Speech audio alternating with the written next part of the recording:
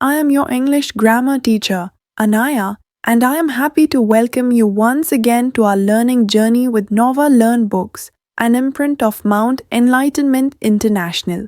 Today, we are going to learn about prepositions. Prepositions are words that show the relationship between a noun or pronoun and another word in a sentence. They help us understand where, when, and in which direction something happens. Words like in, on, at, under, over, between, and in to make our sentences clear by telling us about place, time, and movement. Answer the question given below. Where is the sun? When do we go to school? Preposition shows the relationship of a noun or a pronoun with another word in a sentence. Preposition noun और pronoun का वाक्य के अन्य शब्दों से एक relationship बताते हैं. Preposition are usually followed by a noun or a pronoun. Preposition noun और pronoun के द्वारा follow की जाती हैं. Some commonly used preposition are in, from, over, under, below, beside, for, at, by, of, of, up, out, on, through and with. Ritu is going up the stairs. जो up word है इसमें वो preposition है, वो position बता रहे हैं कि रितु कहाँ जा रही है. I finished reading the book in 3 days. In preposition है. Choose word from the box to make phrase with the preposition. Preposition phrase एक तरह से प्रीपोजिशन फ्रेज बनाने. Tick the correct options. Preposition fill कीजिए. There are mainly 2 kinds of preposition. अब है kinds of preposition, 2 kinds of preposition. Preposition of time, preposition of time में on with days. We have a library period on Mondays. Particular days की जो बात चलती है. In with season, with years, with months, with times of मतलब कहाँ use होता है. सीजन्स के लिए यूज होता है, ईयर्स में यूज होता है, इन मंथ्स में यूज होता है, टाइम्स ऑफ डे में एक्सेप्ट नाइट. जैसे it rains during the monsoon in season. I was born in 2001. My birthday falls in the month of a मार्च.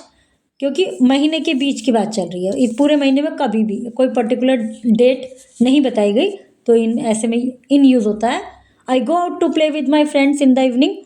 शाम में खेलने जाता हूँ. फिर एट विद नाइट. नाइट के लिए एट यूज़ होता है या स्पेसिफिक टाइम हो. I like my grandmother to tell me story at bedtime. एक स्पेसिफिक टाइम की बात चल रही है कि बेड टाइम बिस्तर पर जाने का जो समय होता है. We have dinner at 8 o'clock.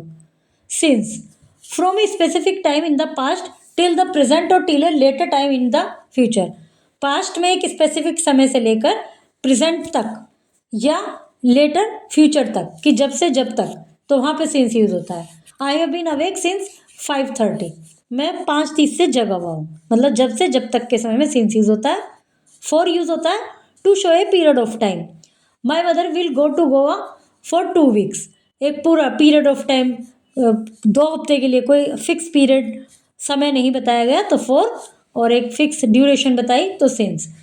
एगो to talk about a time in the past. एक पास्ट में जो समय बीत गया उसके विषय में बात करने के लिए एगो यूज होता है.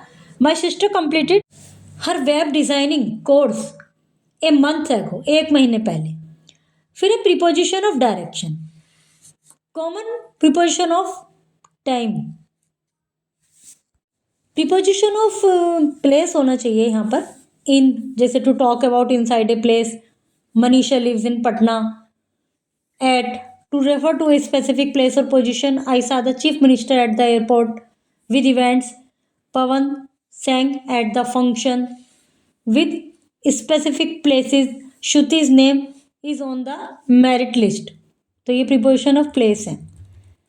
To, movement in a specific direction. मतलब टू movement के रूप में टू आता है. The flower vase is on the table.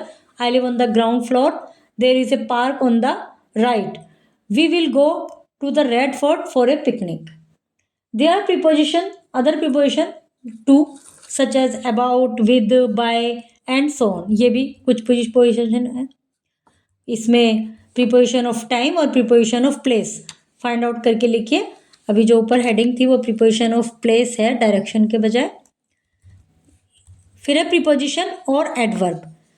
Some preposition can also function as adverb, कुछ प्रीपोजिशन एडवर्ब की तरह फंक्शन करती हैं, जैसे let's go up the stair, तो जाने के लिए बताया गया है कि अप, तो ये प्रीपोजिशन, और please stand up when you talk to an elder who is standing, adverb because it modify the verb adverb, adverb को मॉडिफाई कर रहे हैं तो इसलिए एडवर्ब है ये अप, और ऊपर वाले में प्रीपोजिशन है। There is a fence around the park, यहाँ प्रीपोजिशन है। Please don't leave your books living lying around, यहाँ एडवर्ब है।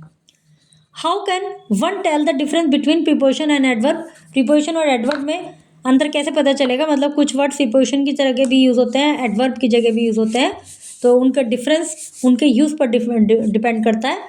जैसे let's go up the stair, please stand up when you talk to other, यहाँ पर object है कि कहाँ जाना है, स्टेयर पर।